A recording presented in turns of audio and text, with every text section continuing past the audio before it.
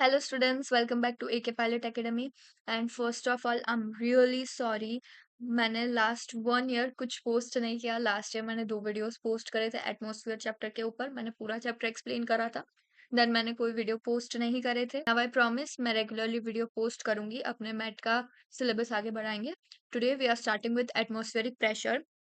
Before starting with this, do clear all your concepts of atmosphere. First chapter अच्छे से revise कर लेना and then ये देखना. ऐसा हो तो मेरा वीडियोस दो पड़े हुए हैं एटमॉस्फेयर के, do check them out and then step into this chapter so that आपको बहुत अच्छे से समझ आए. थोड़ा बहुत लिंक्ड है चैप्टर, तो आपको अगर एटमॉस्फेयर बहुत अच्छे से समझ आया है तो ये भी बहुत सही से समझ आ जाएगा. सो आई प्रिफर फर्स्ट वो रिवाइज करके देन ये वाले चैप्टर पढ़ो. So let's begin. Chapter 2, Atmospheric Pressure, Static and Dynamic Pressure. When air is at rest, its molecules are in random motion all over.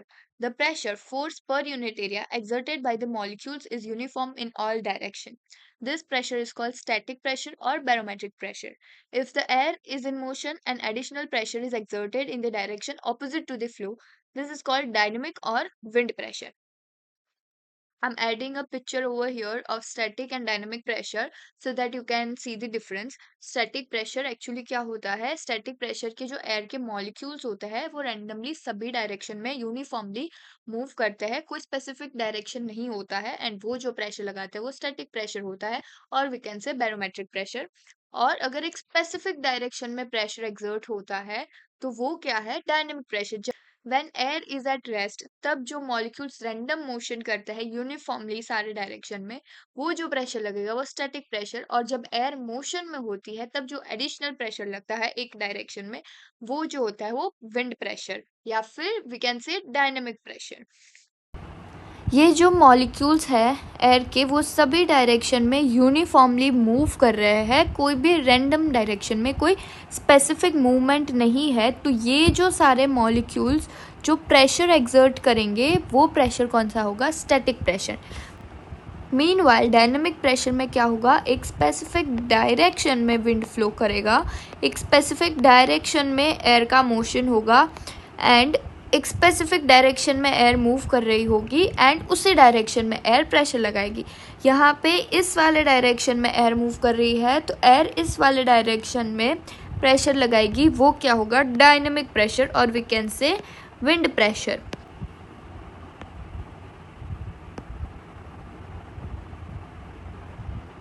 Look at this picture.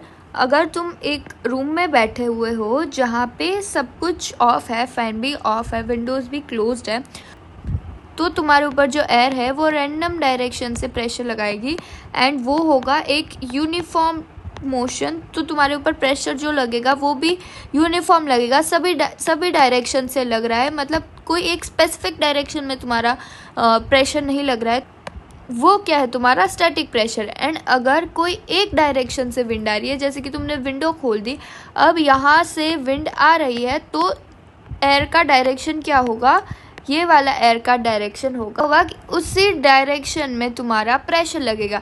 देखो लड़की के बाल उड़ रहे हैं, क्यों? क्योंकि प्रेशर उस डायरेक्शन में लग रहा है, इसीलिए वो जो प्रेशर लगेगा वो होगा डायनेमिक प्रेशर. स्टैटिक प्रेशर जब एयर रेस्ट में होती है तब लगता है. डायनेमिक प्रेशर कब होता है? जब ब्रीज आती है तो फिर विंड आती है, वो जो होता है वो डायनेमिक प्रेशर होता है. Also we can say if breeze is coming then वहाँ पे कौन सा प्रेशर होता है? स्टैटिक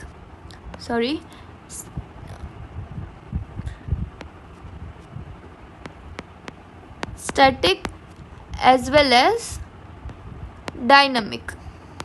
ब्रीज में स्टैटिक और डायनामिक दोनों प्रेशर होते हैं.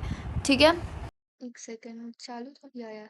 एक्चुअली लास्ट टाइम ऐसा हुआ था, आई वॉज रिकॉर्डिंग, मैंने पूरा चैप्टर रिकॉर्ड कर लिया, उसके बाद I came to know pause था video, sorry screen recording pause था तो रिकॉर्ड ही नहीं हुआ है. Okay, so pressure as weight of air above. The atmospheric pressure at any level is the weight of the column of air of unit cross section extending vertically to the top of the atmosphere. Atmospheric pressure simple words में बताया तो क्या होता है कि atmosphere जो तुम्हारे ऊपर है वो जितना ही प्रेशर तुम्हारे ऊपर लगा रहा है वो क्या है? Atmospheric pressure. ठीक है, एटमॉस्फेरिक प्रेशर का इतना ज्यादा मत सोचो, it's just pressure that atmosphere is exerting on you. Now see what is atmospheric pressure. Imagine you're standing over here. नहीं, थोड़ा ऊपर बनाता है. You're standing over here. मेरी ड्राइंग बहुत बकवास है, so don't judge me drawing के ऊपर से, cause मेरी ड्राइंग बहुत ही ज़्यादा बकवास है. ये सारे एयर के मॉलिक्यूल्स हैं, ठीक है. अब अर्थ क्या लगाती है? ग्रेविटी. ग्रेविटी सारे मॉलिक्यूल्स को खींचेगी, राइट.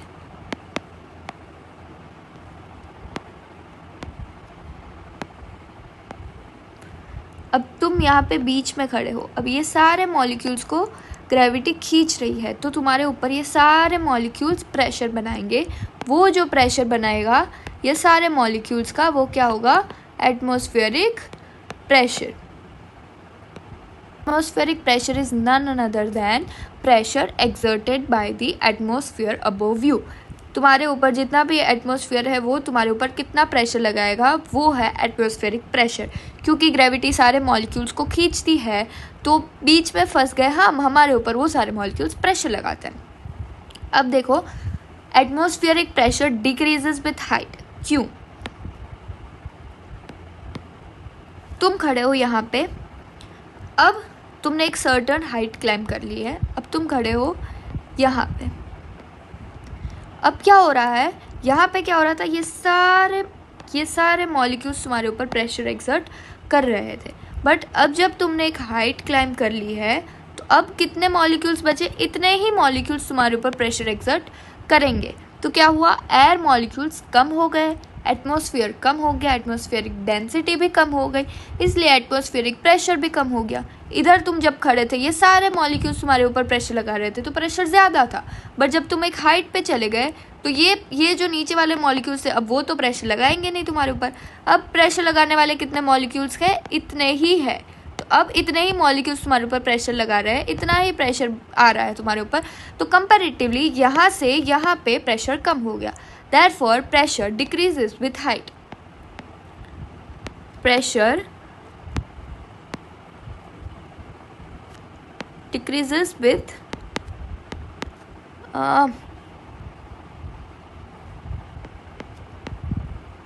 height. Okay? एंड ये आगे पढ़ेंगे भी, टेक्स्ट बुक में भी दिया हुआ है. ये रीज़न होता है प्रेशर डिक्रीज क्यों करता है हाइट के साथ. एंड ये बहुत इंपॉर्टेंट पॉइंट है कि प्रेशर डिक्रीज करता है हाइट के साथ, क्योंकि आगे बहुत सारे कॉन्सेप्ट्स हैं जो इसके ऊपर ही बेस्ड है कि प्रेशर डिक्रीज करता है हाइट के साथ. तो ये बहुत इंपॉर्टेंट पॉइंट है कि pressure decreases with. Back to the text book. As the amount of air in column decreases with height, pressure also decreases with height. Amount of air कम हो जाती है हाइट के साथ, तो प्रेशर भी कम हो जाता है हाइट के साथ. ICAO has adopted hectopascal as its unit. 1 hectopascal is equals to 1000 dynes.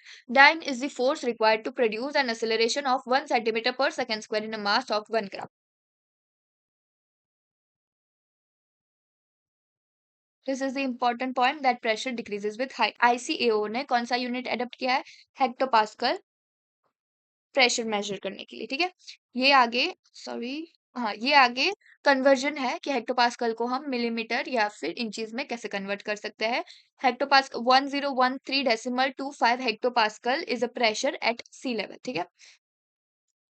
The air pressure changes cause air to pop up when traveling over significantly varying topography during rapid descent of an aircraft.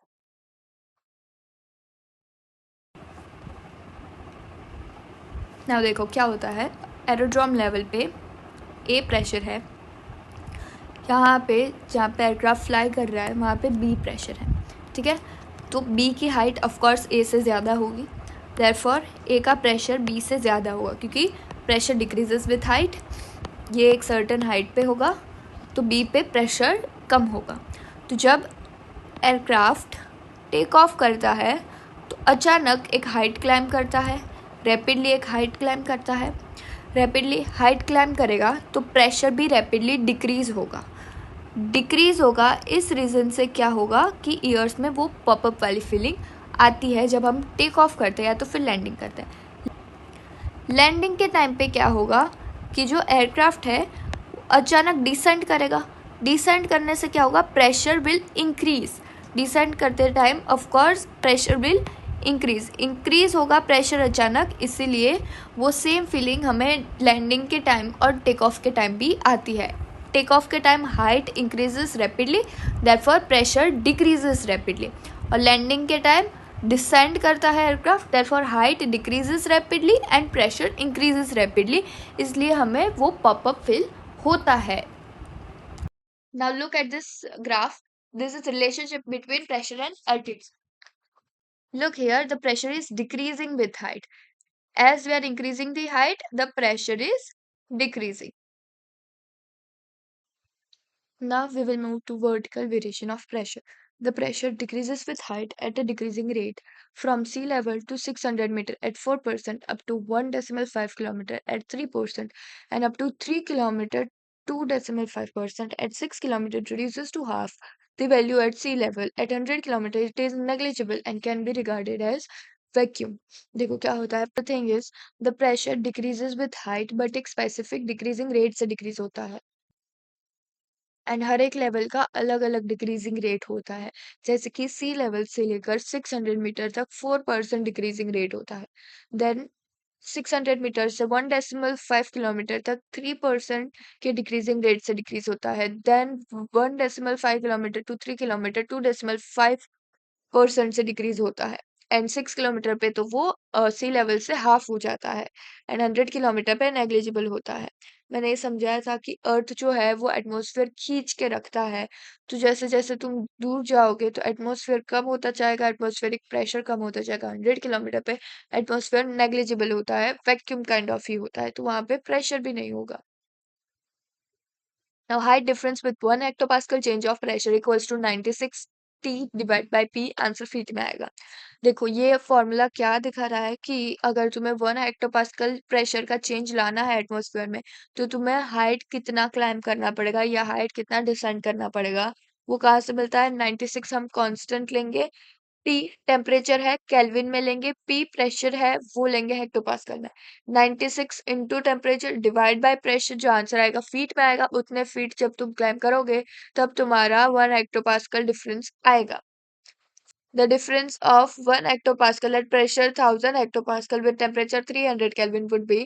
अगर कोई condition है जिसमें 300 hectopascal 1000 hectopascal pressure है and 300 kelvin temperature है, तो वहां पे तुम 300 को 96 से मल्टीप्लाई करके 1000 से जब तुम डिवाइड करोगे तो आंसर आएगा 28.8 फीट. तो तुम जब 28.8 फीट क्लाइम करोगे तब जाके तुम्हारा 1 हेक्टोपास्कल चेंज आएगा. कब. जब एटमॉस्फेयर का प्रेशर 1000 हेक्टोपास्कल होगा और टेम्परेचर 300 केल्विन होगा, तब 28.8 फीट क्लाइम करने पर 1 हेक्टोपास्कल चेंज आएगा. In ISA condition 1 hectopascal change at different heights रफली कॉरेस्पॉन्ड टू. एक रफली आइडिया दिया हुआ है हमें आईएसए ने कि मीन सी लेवल पे 1 हेक्टोपास्कल चेंज लाने के लिए हमें 27 फीट क्लाइम करना पड़ता है. 2000 फीट पे हमें 30 फीट क्लाइम करने पर 1 हेक्टोपास्कल प्रेशर चेंज मिल जाता है. 20,000 फीट पे 50 फीट जब हम क्लाइम करेंगे तब 1 हेक्टोपास्कल प्रेशर कम हो जाएगा.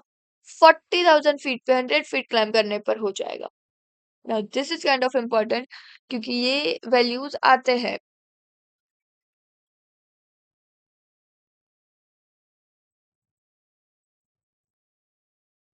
If air is warmer than ice, a change in heights will be more than above values. If air is colder than ice, a change in heights will be less than the above values. देखो ये कैसे होता है सब जान. अब देखो होता क्या है, वार्म एयर के जो मॉलिक्यूल्स होते हैं वो एक दूसरे से बहुत दूर रहते हैं क्योंकि वार्म एयर की डेंसिटी कम होती है, तो वार्म एयर के मॉलिक्यूल्स एक दूसरे से दूर रहते हैं.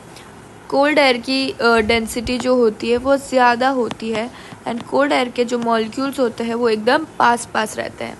तो ये तुम्हारी वार्म एयर हो गई, ये तुम्हारी कोल्ड एयर हो गई. तो अब जब तुम 1 हेक्टोपास्कल चेंज लाने के लिए, फॉर एग्जांपल ये एकदम ऐसा कुछ होता नहीं है कि इतने मॉलिक्यूल्स तुम्हें ओवरकम करने पड़ेंगे चेंज लाने के लिए, बट मैं एग्जांपल दे रही हूँ समझाने के लिए कि 1 हेक्टोपास्कल चेंज करने के लिए अगर तुम्हें 6 मॉलिक्यूल्स तुम्हें ओवरकम करने पड़ रहे हैं 1 हेक्टोपास्कल चेंज लाने के लिए, तो तुम देखो वार्म में ज़्यादा हाइट लग रही है तुम्हें वो same number of molecules overcome करने में. कंपैरेटिवली कोल्ड में कम हाइट लगेगी तुम्हें वो सेम नंबर ऑफ मॉलिक्यूल्स को ओवरकम करने के लिए.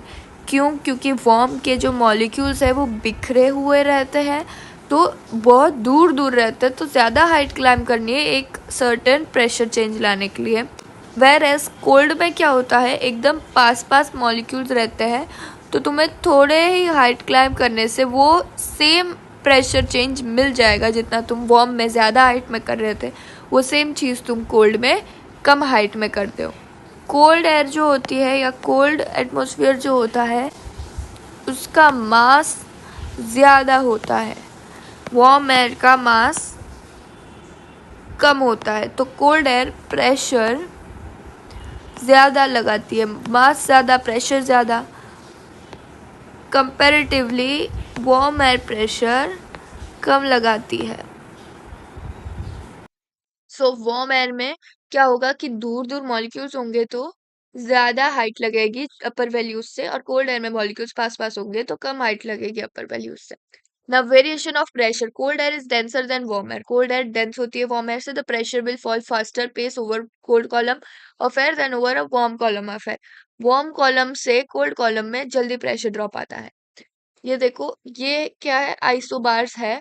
आइसोबार्स क्या होते हैं, जो इक्वल प्रेशर जैसे कि 850 हेक्टोपास्कल कोल्ड एयर में नीचे हाइट में होगा, क्योंकि कोल्ड एयर है, मॉलिक्यूल्स पास पास है, whereas 850 hectopascal warm air में ज्यादा हाइट पे होगा क्योंकि मॉलिक्यूल्स बिखरे हुए हैं। अब जो इक्वल प्रेशर जो है, ये दोनों इक्वल प्रेशर को जो लाइन ज्वाइन कर रही है वो क्या बोलते हैं, उसको हम आइसोबार्स बोलते हैं। A pressure value say 850 hectopascal will be at higher height over warm column than over the cold column. Therefore, pressure at any given height will be higher over warm than over cold air. Isobars will dip if going from high to low and will rise if going from low to high. अगर हम लो से high जाएंगे तो isobar rise करेगा, and अगर हम high से लो पे जाएंगे तो आइसोबार डिप करेगा। डिप मतलब अंदर जाना, राइज मतलब ऊपर जाना। अब अगर हम कोल्ड से वार्म में जा रहे तो आइसोबार हाई राइज करेगा, एंड इफ वार्म से कोल्ड में जा रहे तो आइसोबार डिप करेगा। Now, semidiurnal variation of pressure.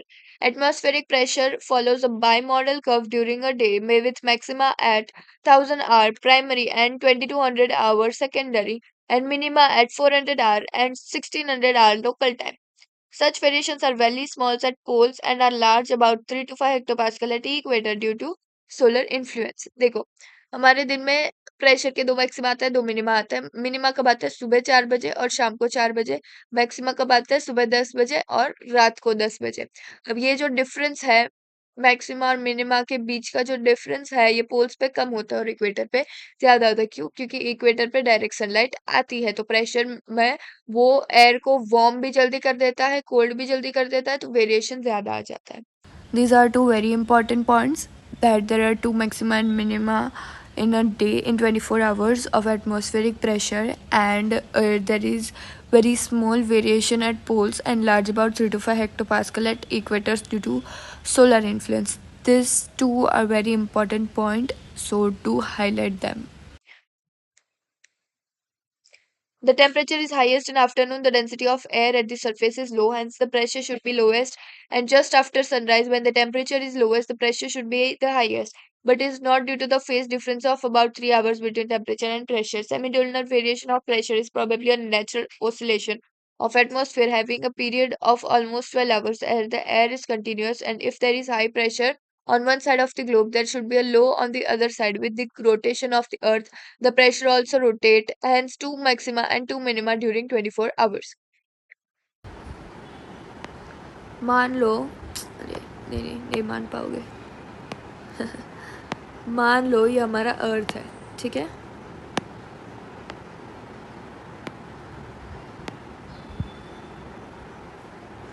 अर्थ के आजू बाजू एटमॉस्फेयर है, एटमॉस्फेयर वाइट से बनाता है, ठीक है।